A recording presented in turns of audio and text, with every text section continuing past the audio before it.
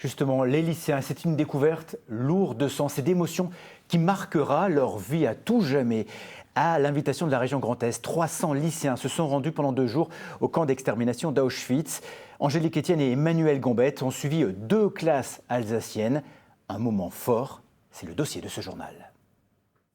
Suivre les rails pour rentrer dans l'histoire.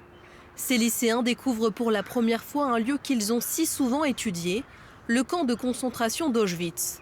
Durant toute une journée, ils vont suivre les traces des 1 300 000 personnes entrées dans ce camp et dont la grande majorité n'est jamais ressortie.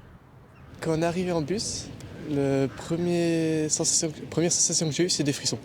Je ne sais pas comment expliquer, mais ouais, des frissons et une sensation un peu de malaise. On a beaucoup de photos et d'archives au jour d'aujourd'hui, mais une fois qu'on est dedans en face, en fait, on se rend compte de la taille et du nombre de personnes qui passaient ici à la journée. 10 km² rien que pour ce camp, composé notamment de 300 baraquements comme celui-ci. À l'intérieur, jusqu'à 600 personnes vivaient, dormaient dans des conditions catastrophiques. Vous voyez qu'au-dessous des lits, il n'y a pas de plancher et seulement la terre battue. Alors plein de boue, plein de rats, plein de souris partout, aussi les insectes qui dérangent les détenus. Parmi les prisonniers, ce couple de Mulhousiens, Simone et René Hirschler. Lui était rabbin, elle auteur. Cette classe de Masevaux a étudié leur histoire. Cette visite la rend encore plus concrète.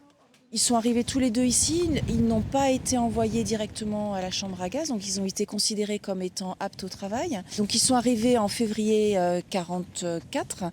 Madame Hirschler, on sait qu'elle est morte le 27 avril, donc finalement assez peu de temps après. On s'imagine juste avec des chiffres et après avec des prénoms, on se dit que en fait, c'est vraiment des gens qui étaient là, qui sont passés par là.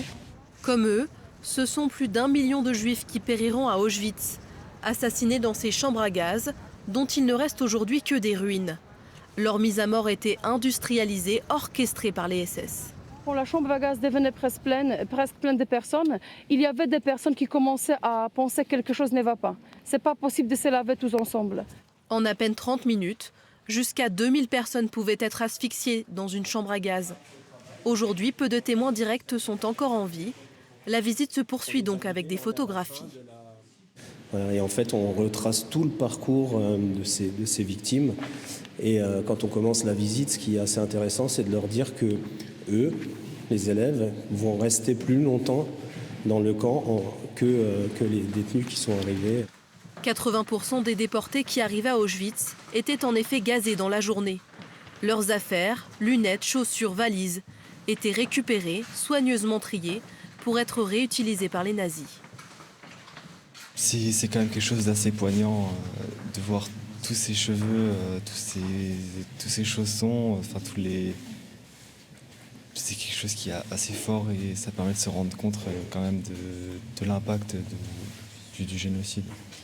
Tous ces cadres-là qui donnent la date de vie, de mort et de déportation des prisonniers, surtout leur visage, c'est assez important. Et surtout voir toutes ces photographies, etc., toutes ces images, c'est ce qui me touche le plus moi personnellement, qui fait le plus froid dans le dos, quoi.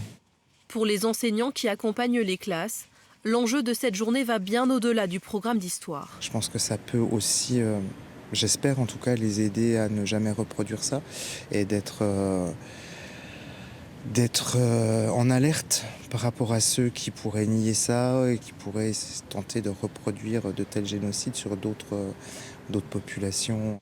Pour tous ces lycéens, la visite se termine en feuilletant ce gigantesque livre, 16 000 pages recensant une à une les 4 800 000 victimes identifiées de la Shoah.